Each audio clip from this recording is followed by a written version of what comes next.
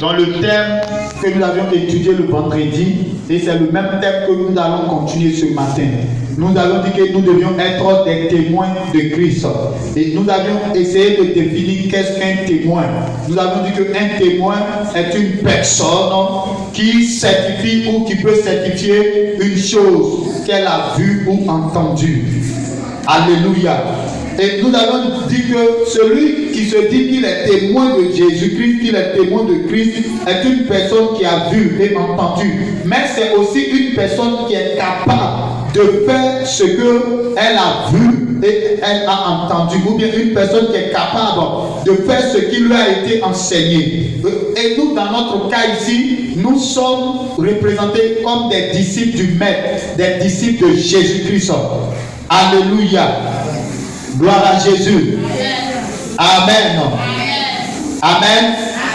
Que Dieu te bénisse. Que la grâce de Dieu soit avec toi. Et nous allons parler des caractéristiques de quelqu'un qui est un témoin. Nous avons dit que c'est une personne qui n'a pas peur. C'est une personne qui n'a pas peur. C'est une personne qui marche dans la vérité. Amen. Amen. Et un témoin n'a pas peur. Un témoin témoigne ce qu'il a vu. Et un témoin est quelqu'un qui vient, qui reproduit les choses qu'il a vues. Alléluia. Gloire à Jésus. Nous allons lire ce matin le livre de Proverbes. Proverbes chapitre 14, le verset 25. Qu'est-ce qu'il dit là-bas?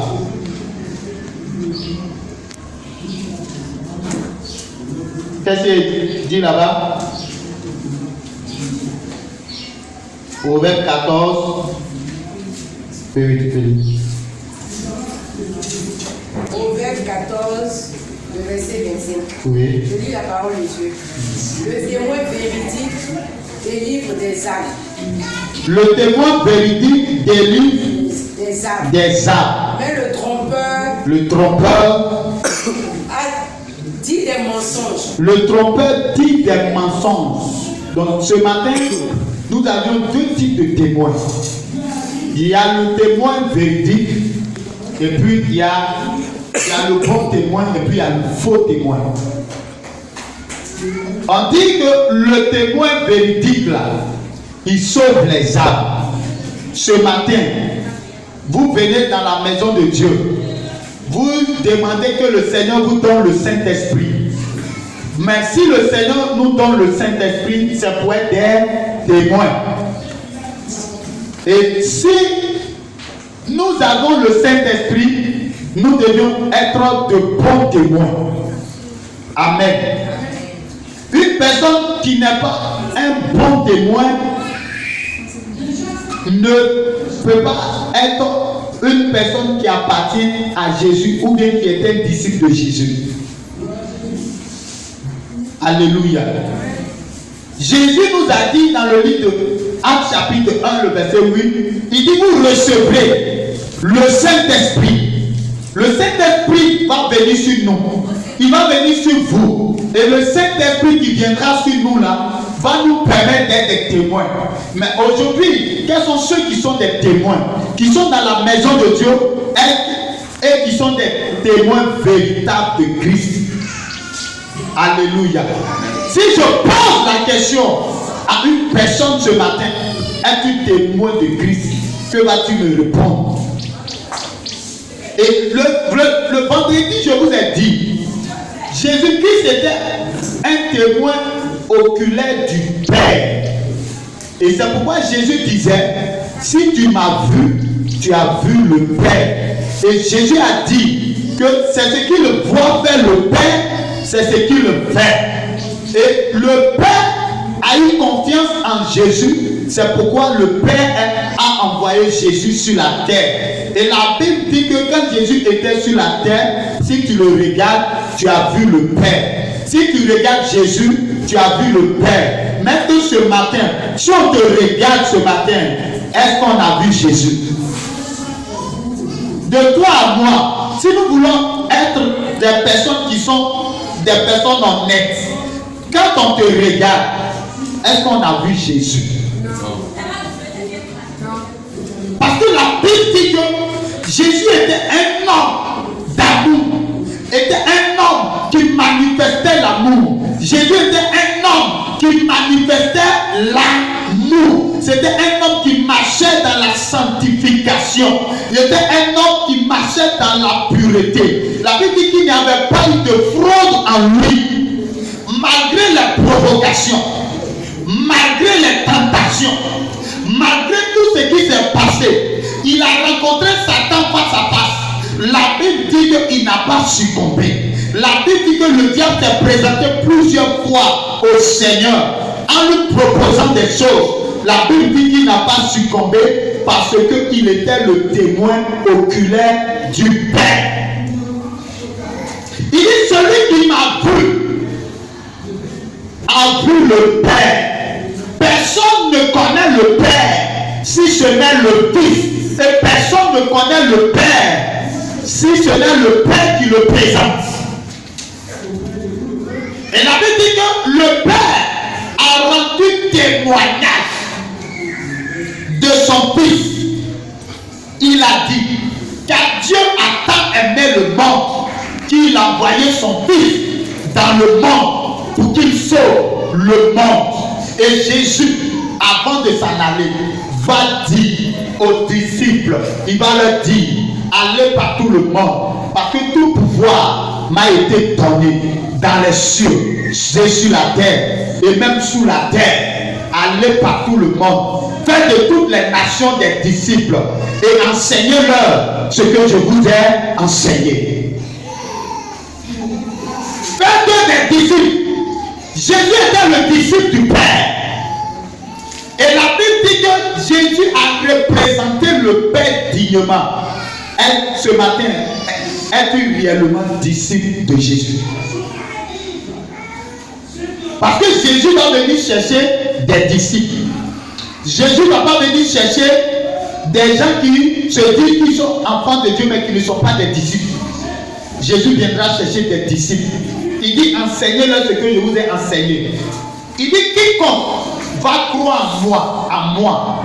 Jésus dit quiconque va croire en moi, cette personne-là ne sera pas condamnée, mais cette personne sera sauvée. Mais tous ceux qui ne vont pas croire en Jésus-Christ seront condamnés. Ce matin, es-tu témoin de Jésus? Ce matin, toi-même quand tu te regardes, est-ce que tu n'es pas loin d'être un témoin de Jésus? Jésus était un homme qui était puissant en parole, puissant en actes, puissant. Un homme qui guérissait, qui délivrait, qui libérait. Et la Bible dit que lorsqu'il a demandé aux disciples d'attendre le jour que le Saint-Esprit allait venir, il leur a dit d'attendre jusqu'à ce qu'il reçoive le Saint-Esprit. Et le Saint-Esprit allait faire d'eux des témoins.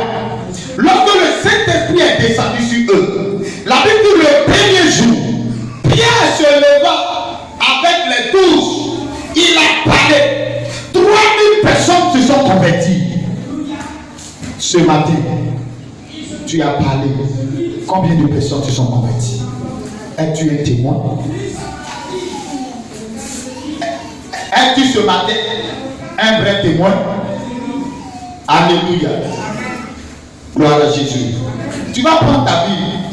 Tu vas lire le livre de 1 Jean 1. Le livre de 1 Jean 1. À partir du verset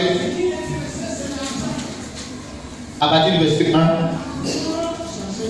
Voici ce qui est dit. Alléluia. Ce qui était dès le commencement, ce que nous avons entendu, ce que nous avons vu de nos yeux, ce que nous avons contemplé et que nos mains ont touché concernant la parole de vie. Et la vie a été manifestée. Et nous l'avons vu. et nous lui rendons témoignage. Et nous vous annonçons la vie éternelle qui était auprès du Père et qui nous a été manifestée. Ce que nous avons vu et entendu, nous vous l'annonçons à vous aussi, afin que vous aussi, vous soyez en communion avec nous. Or, notre communion est avec le Père et avec son Fils, Jésus-Christ. Et nous écrivons ces choses afin que notre joie soit parfaite. La Bible dit de la bouche de l'apôtre Jean ici, la Bible dit que l'apôtre Jean dit ce que eux ils ont vu, ce que eux ils ont touché. Ce sont des personnes qui ont vu Jésus. Ce sont des personnes qui ont touché Jésus. Ce sont des personnes qui ont mangé avec Jésus. Ce sont des personnes qui ont vu ce que Jésus a fait. Et tenez-vous bien, l'apôtre Jean se couchait sur la poitrine de Jésus pour écouter les battements du cœur de Jésus. La Bible dit que partout où Jésus passait, l'apôtre Jean était avec lui. Les autres apôtres marchaient avec le Seigneur. La Bible dit, c'est ce Jean qui est en train de rendre ce témoignage. Un témoin est quelqu'un qui rend le témoignage. Le témoignage de ce qu'il a vu. Le témoignage de ce qu'il a entendu. Et c'est quelqu'un également qui demande ce qu'il a vu, ce qu'il a entendu. Ce que le maître lui a enseigné, ils ont démontré. La Bible dit lorsque le Saint-Esprit est descendu sur eux, ils ont démontré Christ. Ils ont démontré Christ. Et la Bible dit dans le livre de Marc 16 que partout où ils allaient, le Père était avec eux. La manifestation les accompagne. Et la Bible dit que leur vie était une vie exemplaire. Ce ne sont pas des hommes qui vivaient n'importe comment. Ce ne sont pas des hommes qui cherchaient à se plaire, mais ils cherchaient à plaire au Seigneur. Ils n'étaient pas égoïstes. Ce qu'ils détenaient, ils partageaient. La Bible dit, il est en train de te dire ici, ce que Jésus leur enseignait, ce qu'eux ils ont vu, ce qu'ils ont, le Seigneur a manifesté dans leur vie. Il est en train de partager ça avec toi et moi pour que eux, leur joie soit parfaite. Donc le témoin qui vient témoigner, c'est pour sauver des vies. Le témoin qui témoigne la vérité, qui témoigne dans la vérité, c'est quelqu'un qui vient, qui sauve des âmes. C'est quelqu'un qui apporte la vie. C'est quelqu'un qui apporte la liberté. C'est quelqu'un qui apporte la délivrance. C'est quelqu'un qui ne vient pas s'asseoir pour juger l'autre. Qui ne vient pas s'asseoir pour critiquer l'autre. Qui ne vient pas s'asseoir pour condamner les autres. Mais le témoin, lorsqu'il vient, il cherche à sauver. Et les apôtres ont sauvé. Les apôtres ont annoncé l'évangile. Jusqu'à ce que l'évangile arrive jusqu'à nous. Et la Bible dit qu'ils ont été des témoins de Christ. Quand ils regardaient leur vie, la Bible dit pendant qu'ils étaient en train d'annoncer la parole, des gens se convertissaient. Des religions qui existaient en leur temps disaient, ceux-là si on les arrête pas, ceux-là si on les arrête pas, ceux-là si on les arrête pas, ils vont vider nos adeptes. Donc ils ont commencé à les persécuter. Mais comme ce sont des vrais témoins, la Bible dit dans chaque ville où ils battaient, ils annonçaient l'évangile et des âmes étaient sauvées. La Bible dit que même dans la prison, ils annonçaient l'évangile. Dans la prison là-bas, des âmes étaient gagnées à Christ. Ce matin, je te demande, es-tu un bon témoin de Christ? Parce que Jésus viendra chercher des témoins. Jésus ne viendra pas chercher des plaisantins. Il viendra chercher des témoins. Ceux-là qui l'ont représenté dignement. Ceux-là qui n'ont pas eu honte de lui. Ceux-là qui n'ont pas eu honte de parler de lui. Ceux-là qui n'ont pas eu honte, qui n'étaient pas des égoïstes, mais ceux-là qui ont partagé la parole. Amen. Alléluia. Amen. Gloire à Jésus. Amen. Alléluia. Amen. Ce matin, es-tu un bon témoin? Jésus-Christ est le véritable témoin du Père. Et Jésus est notre modèle. Et si Jésus est ton modèle, tu dois observer Jésus-Christ. Dans le livre de Hébreux chapitre 12, verset 1, la Bible dit que nous sommes entourés de grands témoins. Tu dis que tu es chrétien, non? Tu dis que tu es enfant de Dieu, non? Tu dis que tu es serviteur de Dieu, tu es servant de Dieu, non? Tu dis que tu es appelé de Dieu, non? La Bible dit que nous sommes entourés d'un si grand témoin. Les gens nous observent. Les gens nous regardent. Les gens vont voir si nous sommes des véritables témoins de Christ. Les gens cherchent à voir si tu es un véritable témoin de Christ. Ce matin, je te pose la question, es-tu un véritable témoin de Christ? Es-tu un véritable témoin? Tu ne perds pas ton temps dans les histoires de palabres. Tu ne perds pas ton temps dans les histoires de mariage. Tu ne perds pas ton temps dans les histoires qui ne te regardent pas. Au lieu de proclamer et de sauver des âmes, on dit un témoin véridique sauve les âmes. Lorsque les gens vont à la justice pour des procès, pour témoigner, pour attester qu'une personne est coupable ou pour attester qu'une personne est libre, ils ont besoin des témoins. Les témoins peuvent être des faits écrits, des actes que quelqu'un a posés. Donc, toutes ces choses peuvent participer au témoignage. Peut-être des traces. La personne a posé un acte, la personne peut commettre peut-être un meurtre. On cherche à savoir si c'est cette personne qui est réellement le coupable ou non. Et pour cela, ils ont besoin des témoins. On dit le véritable témoin, c'est celui qui a vu, c'est celui qui a entendu. Ça peut être une personne à qui on a enseigné. Et cette personne-là est capable de représenter celui qui l'a enseigné. Cette personne est capable de rendre ce qu'on lui a enseigné aux autres. Donc si tu n'es pas un véritable témoin, tu ne pourras pas rendre. Et nous voyons aujourd'hui l'église de Dieu. Il y a plusieurs qui se disent qu'ils sont des témoins, qui sont dans nos nations, qui sont en Côte d'Ivoire, en Afrique, dans le monde entier. Ils se disent qu'ils sont des témoins de Christ, mais en réalité ce ne sont pas de véritables témoins, parce que ce sont des faux témoins, ce sont des menteurs, parce que ce qu'ils disent, ce n'est pas ce qu'ils font. Un témoin fait ce qu'il dit, un témoin ce qu'il enseigne, il vit ça. Un témoin ce qu'il enseigne, il vit ce qu'il enseigne. Or, si tu dis que tu témoignes Christ, tu dois vivre Christ, tu dois manifester Christ, tu dois parler de Christ, tu dois être une personne qui est irréprochable. Alléluia. Gloire à Jésus. Amen. Que Dieu te bénisse. Amen. Que Dieu te bénisse. Amen. Jean 3,12 dit quoi? Jean 3,12. Jean chapitre 3, le verset 12.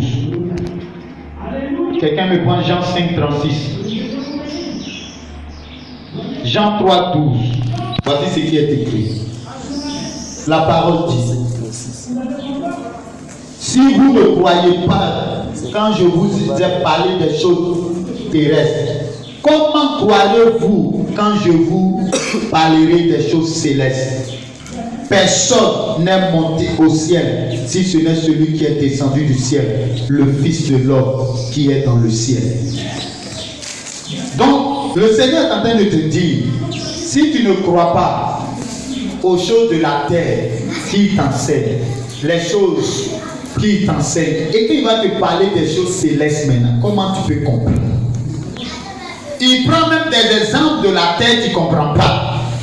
Il prend des exemples de la terre que tu vis chaque jour. Il te parle avec les situations dans la vie.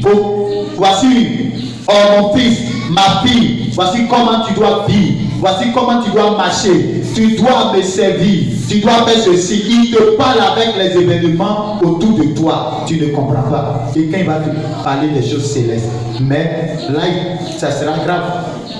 Parce que tu seras bleu. Alléluia. Jean 5,36. Voici ce qui est écrit.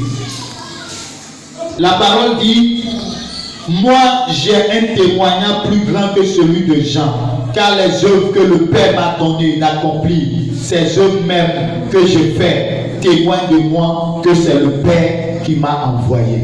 Ce que toi tu fais là, est-ce que ça témoigne que Jésus t'a envoyé? Le Seigneur Jésus, lui, dit ce qu'il fait là, ça témoigne que c'est le Père qui l'a envoyé. Maintenant, lui, il est venu, il t'a envoyé. Ce que tu fais là, est-ce que ça témoigne que c'est Jésus qui t'a envoyé? Amen. Amen.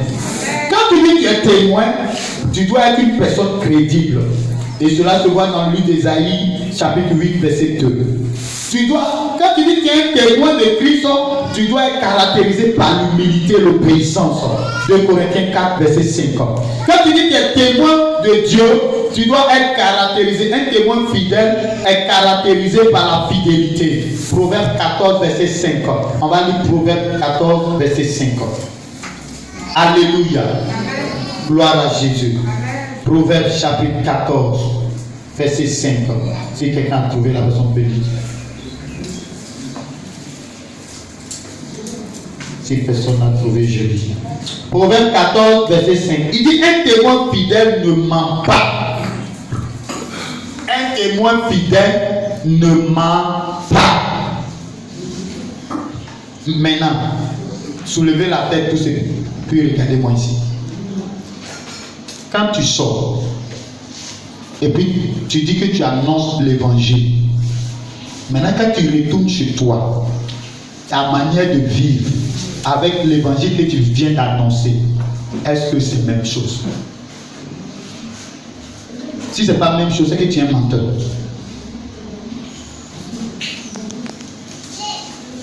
Si ce que tu enseignes, ce que tu dis aux autres, tu viens leur dire Jésus t'aime.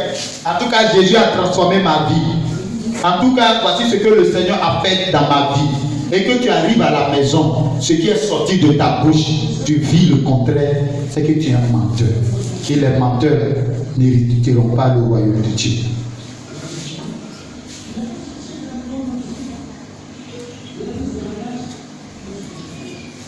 On se comprend? On dit un bon témoin ne ment pas. Ce matin, es-tu réellement témoin de Christ? Quand tu regardes ta vie, es-tu réellement témoin de Christ? Parce qu'il a dit, vous recevrez une puissance, le Saint-Esprit survenant sur vous, et vous serez mes témoins. Es-tu témoin de Christ? Est-ce que vous savez que l'apôtre Paul avait une femme, mais quand il s'est converti, les gens bloquaient sa femme. Les gens ne voulaient même pas qu'il ait accès à sa femme. C'est ce qui a fait que Paul ne s'est pas marié.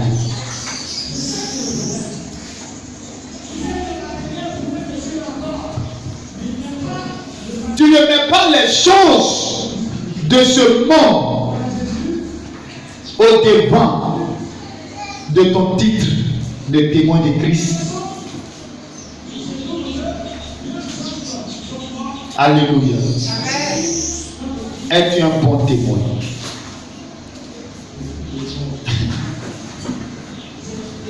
Amen. C'est quel verset nous venons de lire? 14, verset 5. Proverbe 14, verset 5. Un témoin fidèle ne ment pas, mais un faux témoin dit des mensonges.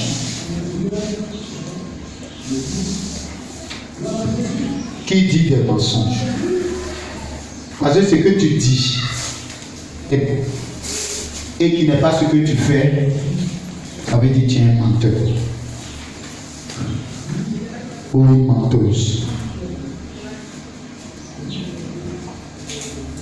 Or, nous savons que Jésus était le véritable témoin qui représentait le Père.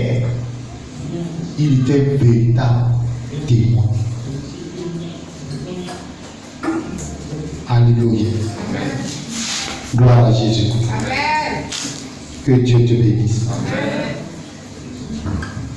Amen. Un faux témoin, la Bible dit dans le psaume 27, 12, David est en train de dire, Seigneur, ne me livre pas aux griffes de tes adversaires, car de faux témoins se lèvent contre moi, cherchant à détruire sa vie. Donc David dit, il ne faudrait pas que Dieu le livre aux faux témoins. C'est pourquoi ceux qui se disent qu'ils sont des témoins, souvent on les paye pour mentir. face à des situations pour pouvoir condamner les innocents. Les faux témoins là, ne pensez pas que vous allez échapper. Parce que la parole de Dieu dit que le faux témoin va mourir. L'objectif d'un faux témoin, c'est de détruire et c'est de nuire. Donc, ceux qui se disent qu'ils sont des serviteurs de Dieu et qui ne le sont pas, sont des faux témoins. Ceux qui disent qu'ils sont des enfants de Dieu et en réalité, au fond de leur cœur, ils ne sont pas des enfants de Dieu. Ceux-là, ils vont croiser Dieu sur le chemin. Ceux qui vont témoigner à la justice contre des personnes parce qu'on leur a donné de l'argent vont croiser Dieu sur le chemin parce qu'ils sont de faux témoins. Alléluia. Le faux témoin ne favorise pas la justice. Un faux témoin, il ne favorise pas la justice, mais il favorise l'erreur.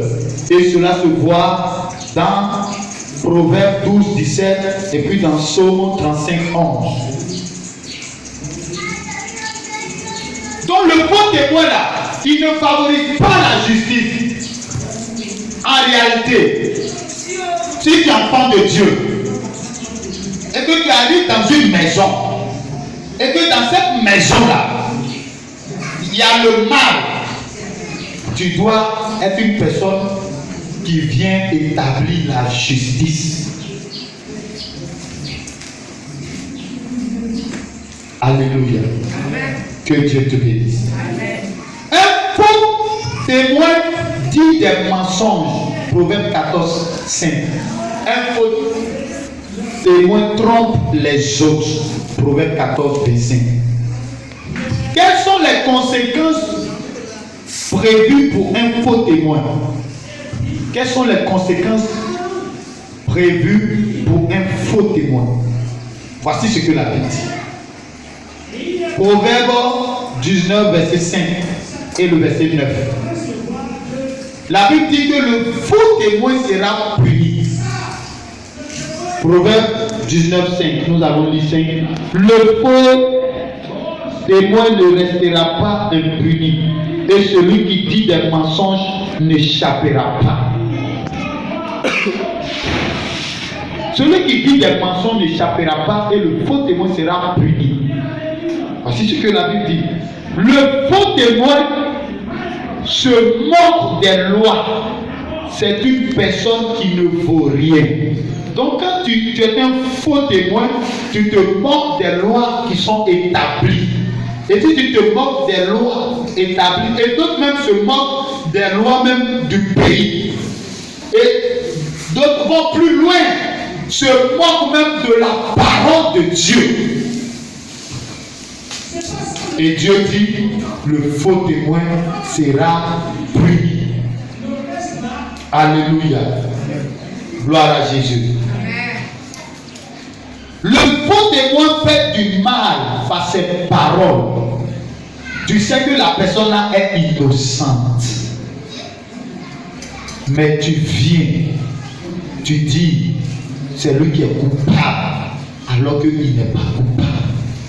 Toi-même tu sais au fond de ton cœur que cette personne-là n'a rien fait. Ceux qui mentent sur des serviteurs de Dieu, ceux qui mentent sur des chrétiens, ceux qui mentent sur des hommes dans les nations, dans le pays, la Bible dit que ces personnes-là sont des personnes qui détruisent par leurs paroles.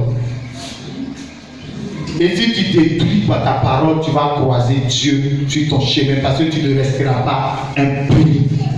Tu seras puni par Dieu. Et Proverbe 21, 28, la Bible dit, le faux témoin mourra. Le faux témoin va mourir. Maintenant ce matin, si toi tu es un faux témoin de Jésus, Tu vas mourir. Et la mort qui te sera réservée, c'est la mort éternelle. Ils vont te jeter dans le feu parce que tu as été un faux témoin sur la terre.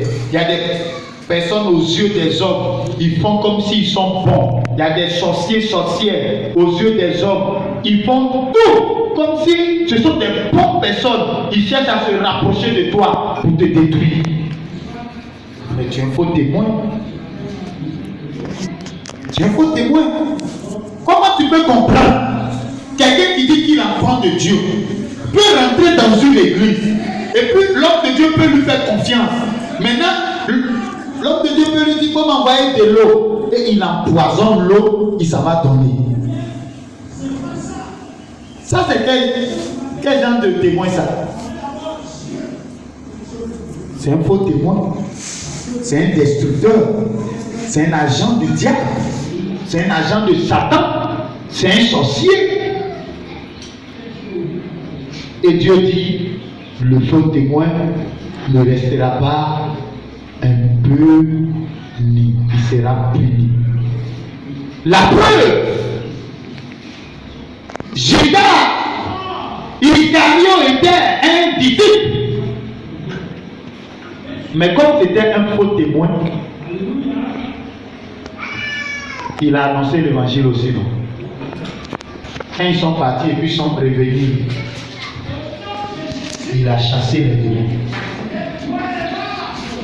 Quand Jésus les a envoyés, quand ils sont partis, c'est Pierre qui fait le rapport.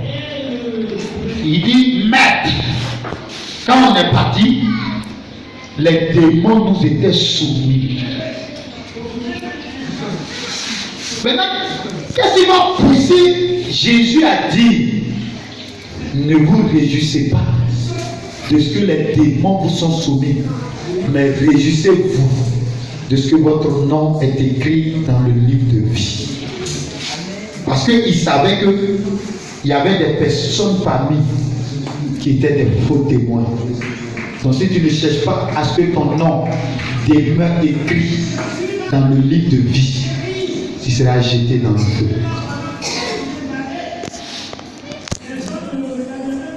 Et la preuve, la Bible dit que le faux témoin va mourir. Le faux témoin dit des mensonges.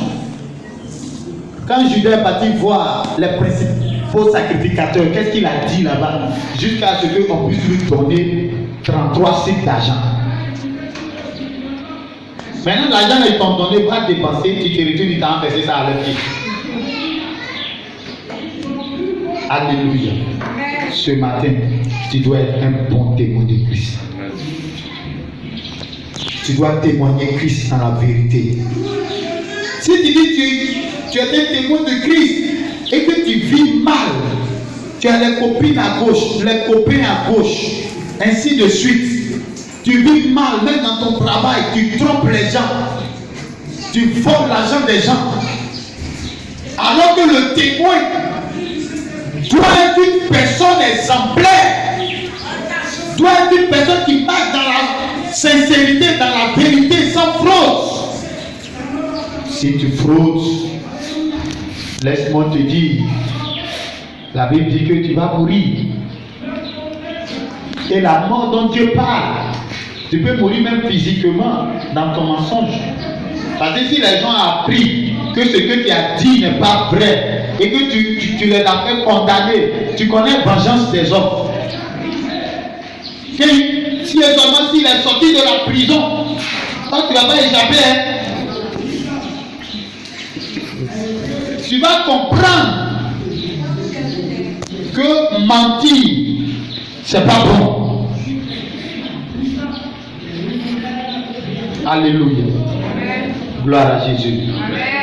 Dieu veut des bons témoins. Dieu veut des bons témoins. Et la Bible dit que pour finir, Judas allait se pendre. Donc un faux témoin va finir par se tuer. Donc si tu dis que tu es un bon témoin de Christ, il faut le démontrer par ta manière de vivre. Quand moi j'ai accepté Jésus, parce que j'ai décidé d'être témoin de Christ, tout ce que je faisais qui était mauvais là, j'ai tout arrêté. au bout des amis avec qui je marchais, même les parents chez qui j'étais vont demander, c'est-à-dire, les gens me persécutaient, hein? Et quand je ne suis pas là, ils disent, mon enfant là, il a changé vraiment, hein? Ça, c'est quand je ne suis pas là, hein?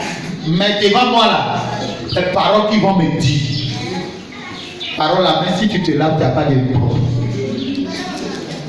Tout ça là, c'est pour voir si tu es réellement témoin de Christ. Alléluia. Gloire à Jésus.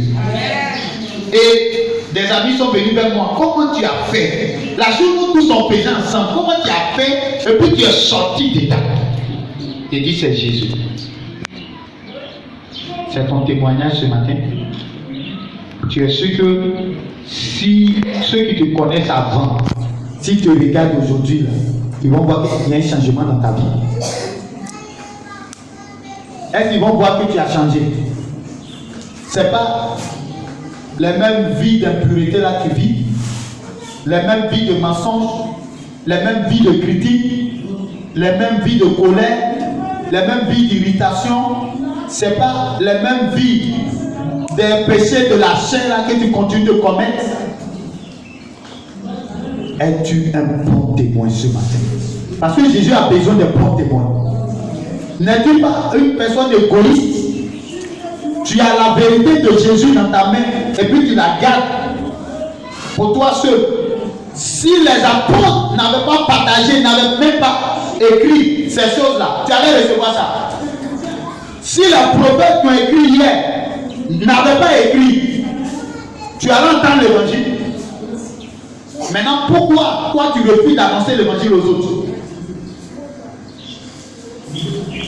Et chaque jour, tu cours, tu es le témoin du travail, le témoin de l'argent. Tu es témoin de l'argent, un témoin de travail. Tu n'as pas de temps pour Dieu. Tu es un faux témoin. Tu es un faux témoin. Alléluia. Gloire à Jésus. Que Dieu te bénisse. Un bon témoin, c'est qui? Un bon témoin, c'est celui qui sauve des vies par sa parole. C'est celui-là qui met les gens sur le droit chemin. Quelqu'un vit mal, quelqu'un vit dans le péché. Parce que tu es témoin de Christ, quand tu viens, tu lui présentes le Christ. Quand tu le regardes vivre, tu lui dis la vérité. Même si la vérité va lui faire mal, il faut lui dire. S'il veut qu'il te prenne à haine, mais tu lui as dit la vérité. Jésus dit, si je dis au méchant qu'il va mourir, si tu ne vas pas avertir le méchant et qu'il meurt dans sa méchanceté, il va te demander compte. Donc si tu es un bon témoin de Christ, quand tu regardes la vie de quelqu'un, tu sais que la personne a vécu mal, il faut lui parler. Il faut lui dire ce que tu es en train de vivre. Tu ne représentes pas un témoin de Christ. Il faut changer de vie.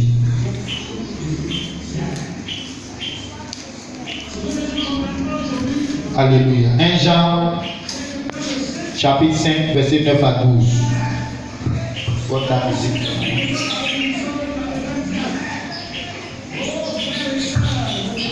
Nous sommes en train de terminer le livre d'1 Jean. 1 Jean, verset 5. 1 Jean, chapitre 5, pardon. Le verset 9 à 12. Voici ce qui est écrit.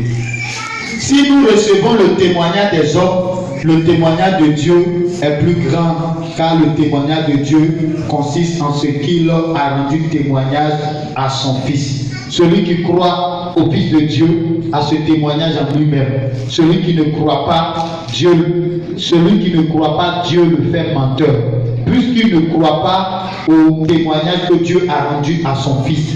Et voici ce témoignage, c'est que Dieu nous a donné la vie éternelle et que cette vie est dans son Fils. Celui qui a le Fils a la vie. Celui qui n'a pas le Fils de Dieu n'a pas la vie. La Bible dit Dieu lui-même a rendu témoignage au Fils. Alléluia. Donc si Dieu rend témoignage de Jésus, toi, c'est quel témoignage Jésus va rendre de toi? Tu es sûr que Jésus aujourd'hui va te dire tu es un bon fidèle serviteur? Tu es sûr que Jésus va te dire que tu as été un fidèle témoin? La Bible dit celui qui ne croit pas au témoignage de Dieu, Dieu dit qu'il nous a donné la vie éternelle en Jésus, en son Fils. Si tu ne crois pas ce témoignage et que tu ne crois pas en Jésus, tu ne verras pas la vie éternelle. Tu n'auras pas la vie. Donc celui qui a Jésus a la vie éternelle. Celui qui n'a pas Jésus n'a pas la vie éternelle. Alléluia. Gloire à Jésus. Alléluia. Dieu rend ses témoins capables.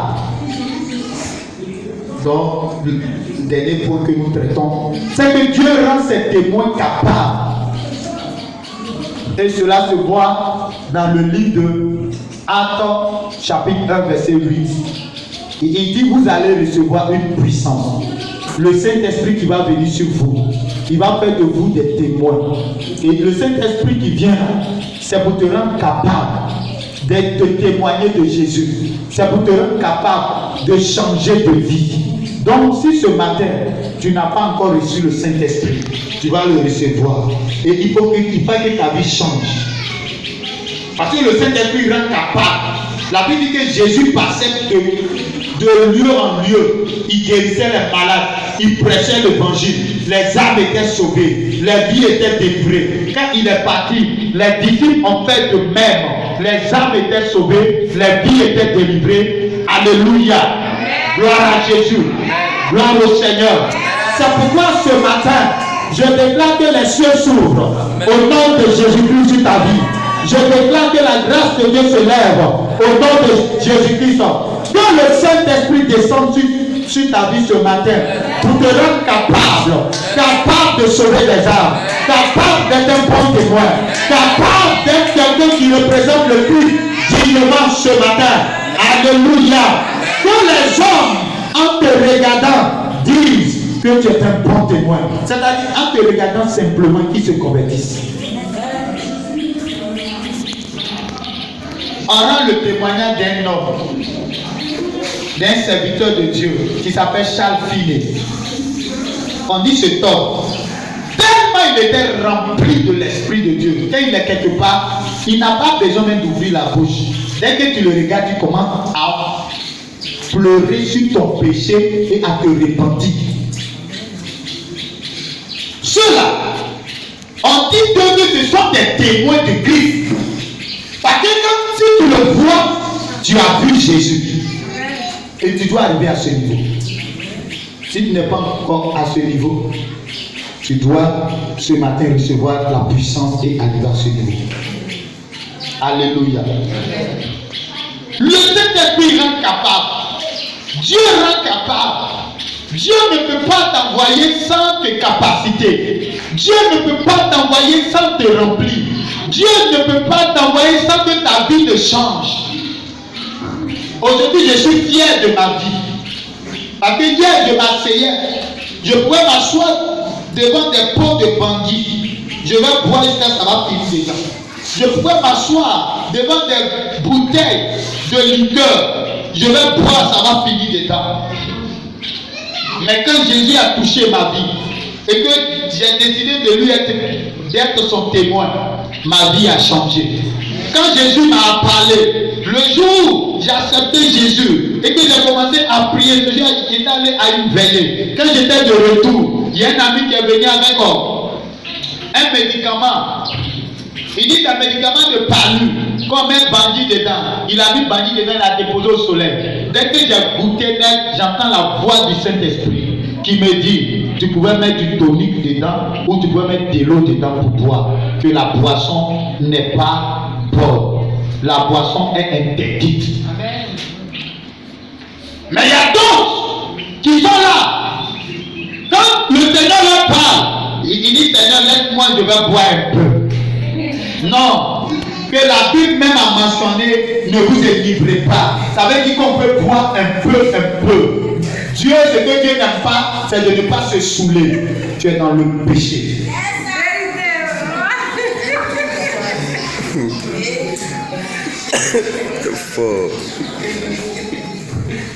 Alléluia. J'ai pris la même parole. Je suis allé en famille. J'avais l'un de mes cousins. Je lui ai dit, la boisson est interdite. Il dit, quelles sont tes preuves? Je vais sortir tous les versets de la Bible qui dit que la boisson est interdite. Il a regardé et il a dit, mais c'est vrai, mais moi, je continue de boire. Alléluia. Parce que si le Saint-Esprit t'a touché, si tu as reçu ce feu, si tu as reçu cette puissance, si tu as reçu le feu de Dieu, c'est forcément qu'il doit y avoir une transformation dans ta vie. C'est forcé. Le Saint-Esprit ne peut pas venir habiter en toi. Et puis tu vas continuer de faire les choses comme les démons le désirent. Quelqu'un qui boit, c'est parce qu'il est possédé par un démon. Quelqu'un qui fume, c'est parce qu'il est possédé par un démon. Et le démon qui le possède a besoin de cigarettes pour se nourrir, a besoin de boissons pour se nourrir.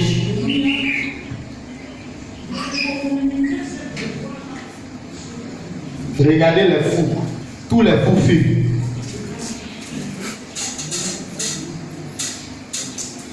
Malgré qu'il est fou là, il s'en a acheté cigarettes et puis il fume. Parce que le démon qui le possède, il se nourrit de ça. Quand tu vois le fou, il sera dans les lieux sales. Parce que le démon qui le possède là est sale. Il aime la saleté. Tu dois recevoir la puissance pour être témoin de Christ. Et quand tu reçois la puissance, il doit y avoir une transformation vraie dans ta vie. S'il n'y a pas de transformation vraie, tu es un faux témoin, tu es un menteur et tu trompes les gens. Tu trompes les gens. Comment tu peux comprendre que les principaux sacrificateurs disent ces hommes, on doit les interdire de parler de Christ parce que la Bible dit que la foule les suivait. Aujourd'hui, pourquoi l'église n'est pas forte?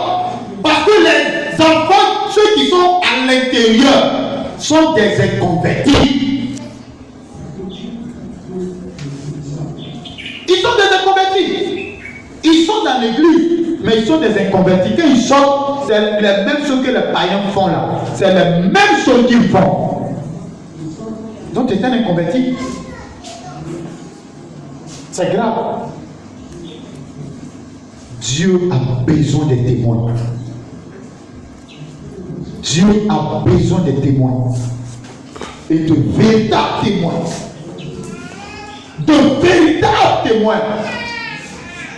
C'est vrai dans ton entreprise. Dans l'entreprise où tu travailles. Où on t'a embauché, où tu travailles. Quand on te regarde comme ça, on dit cette femme, cet homme, c'est un homme de Dieu. C'est une femme de Dieu. Quand on dit tu n'es pas pasteur, tu n'es pas prophète, quand on te regarde, on dit tu es un enfant de Dieu. Si ceux qui sont avec toi n'arrivent pas à témoigner cela de toi, c'est que tu n'es pas encore converti. Tu marches avec des amis doivent voir que réellement tu es converti. Et ça, c'est le Saint-Esprit qui fait ça.